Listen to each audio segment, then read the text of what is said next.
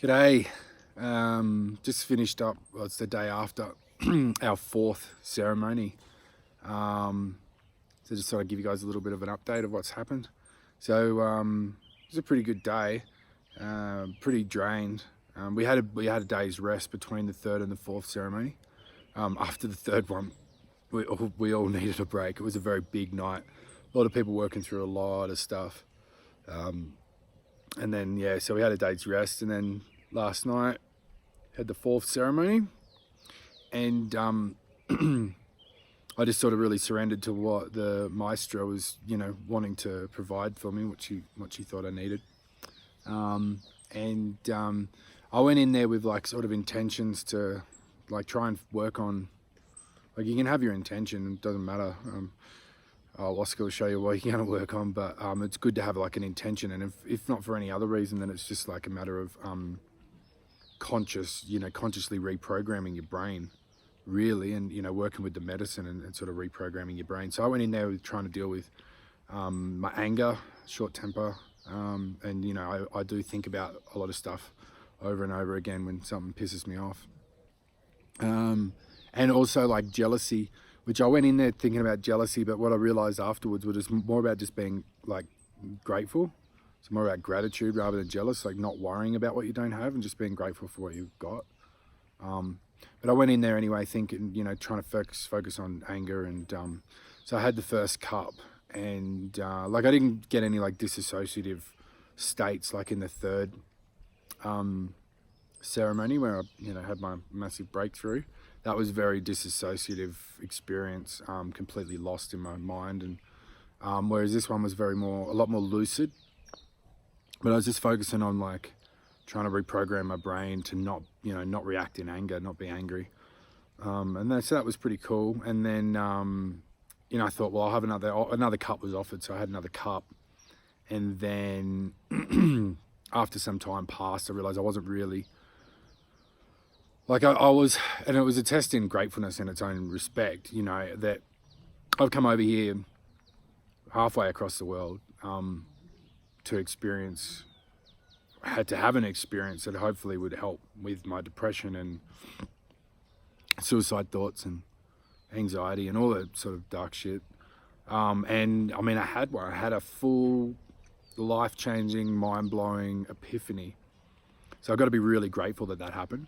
But out of like 4 experiences where only one was like really deep, I was like, well, I wish maybe if I could go a little bit deeper into my mind, I might be able to work through some other sort of trauma that I'm not consciously working through. So it was an exercise in gratitude for the actual experience. So the second cup, I started thinking about, the jealousy aspect and being grateful rather than focusing on the anger. I felt like I'd done enough work on that.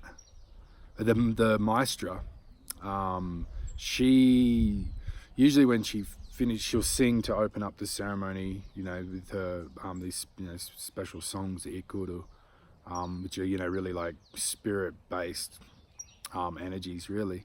And so when she's finished singing, then she'll go to each individual person, usually in the order that everyone's had their first cup. But she came straight to me. Like I was the last person in the circle.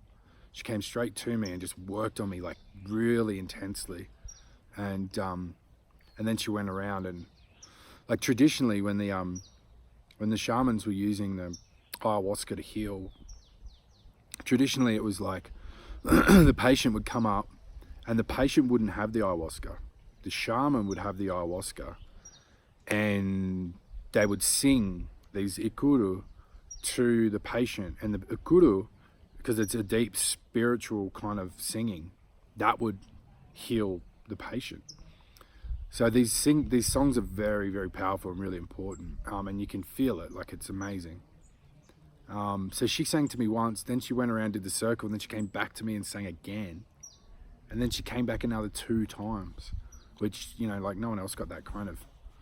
She was obviously like, she's been working on me hard. It's been amazing. So although like I didn't have like a lot of like massive breakthroughs or nothing like I did on the third night, I know that the healing that was going on is like so deep in my soul and my spirit, and it's going to certainly have long-lasting effects.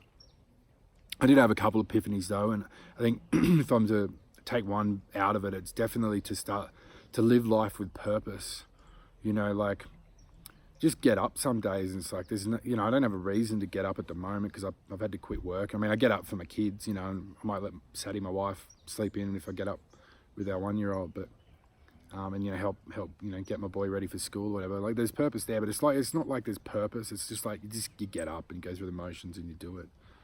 But it's like, every little thing should be like a celebration, like, yeah, you should live life with purpose, you know, get up and be grateful and happy and like, yeah, fuck yeah, like, let's do this, you know, I love you, talk to your family and really sort of appreciate the time that you got. So that was one of the things that I sort of really came out of it, was just to sort of start living life with purpose, really focus on the things that you do and really embrace them. And then I did have a really cool little moment because I was thinking about my son, and certainly with all the state of depression that I've had over the recent time, you know, he'll want to play with me and I'll be like, I'm just not there, you know, like I was like, I'm flat out getting out of bed to have a shower, let alone go out and play basketball on the road. And then my mind, when I'm playing with him, is just not focused. It's just torture. But so I was thinking, man, I've got to play with him more, you know, like I've got to play with my son more. And then I thought, well, fuck, I don't have an excuse anymore. Like I feel like I'm not depressed anymore. And I know it's only been a couple of days, but I honestly feel like I can take what I've learned with me.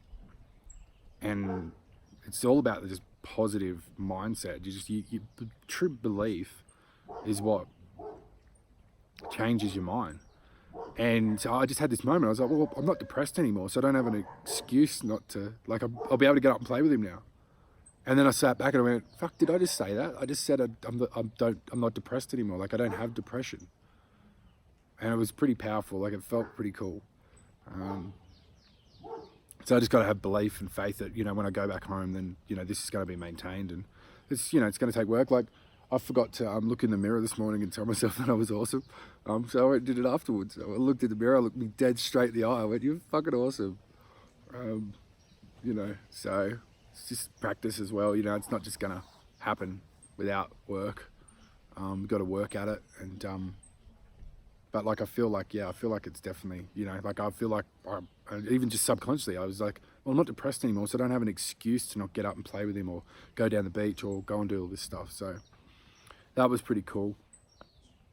Other than that, there wasn't like a lot of amazing sort of insights. I just sort of worked on my mantras and sort of just trying to reprogram my brain, really, and then just like letting the maestra just work on me. I'm pretty sure I said, you know, something along the lines of when she first seen me, she said I was like a husk, like an empty husk, like my spirit and my soul were outside of my body and just disjointed and fractured. And she's been like working, like bringing it back into the body. And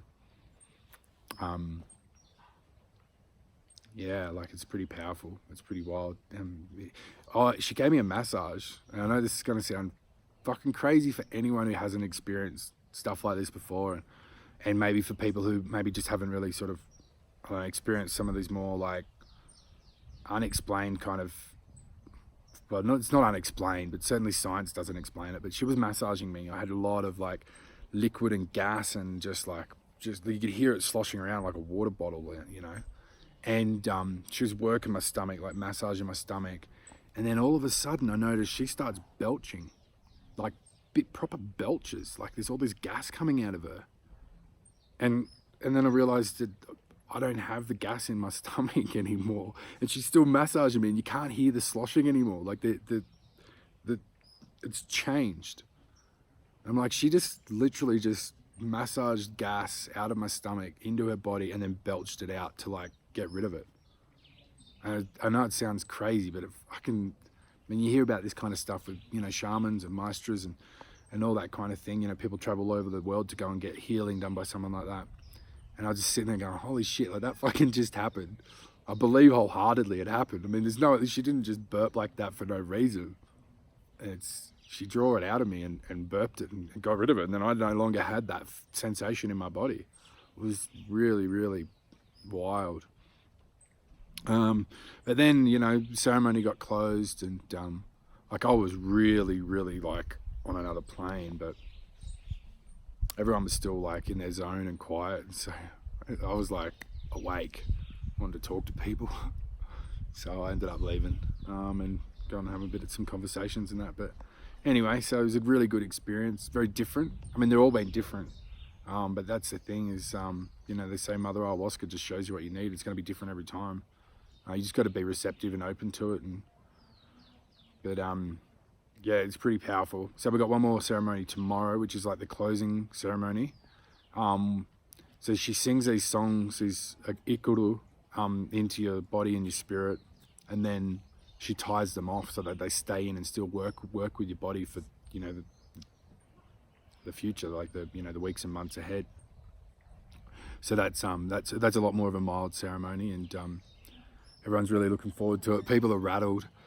There's a lot of healing going on, a lot of work going on, and it's like you think, oh yeah, you know, like I didn't do a lot of research coming in because I had faith and belief in it, and I've known about it for 15 years, you know, but you know, I didn't watch like testimonials and videos and all that. I thought, no, I just want my experience to be my experience, not tainted by anyone else's. And it's the same with a couple of other people here. But like we're at a retreat, beautiful retreat in the Andean mountains in Peru, a little village here, like it's like idyllic, right?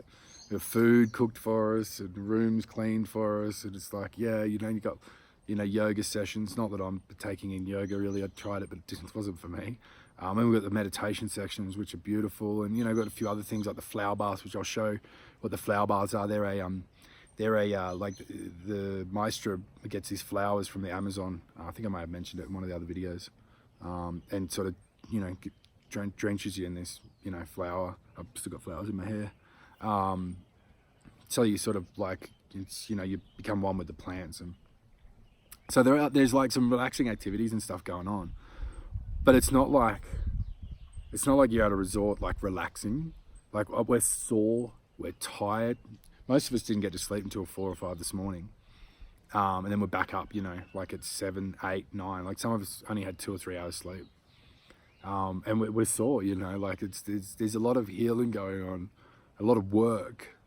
Like it's not like you just, you know, you just can't just come and just say you drink this drink and all of a sudden magic happens. It doesn't work like that. It's work, and so we're all fucking tired. We're all like, right, one more ceremony, and then we're on the other side.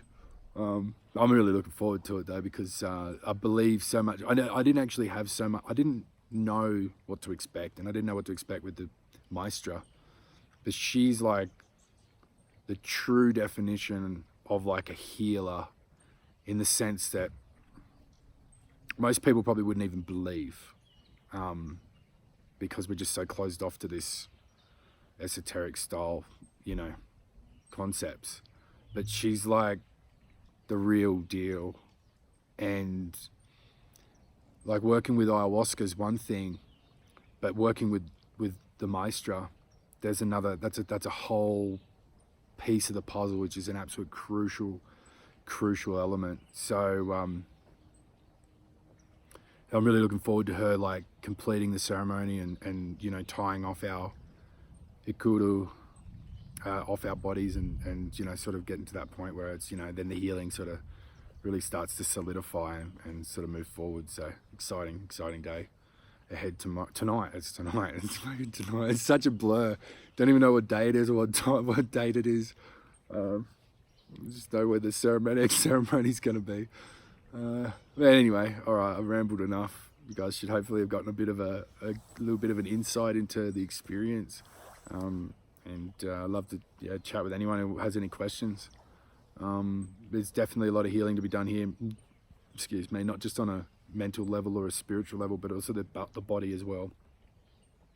We've got a Lyme's disease sufferer here, lovely girl from America, and you know, she's getting some good proper healing, you know, from this.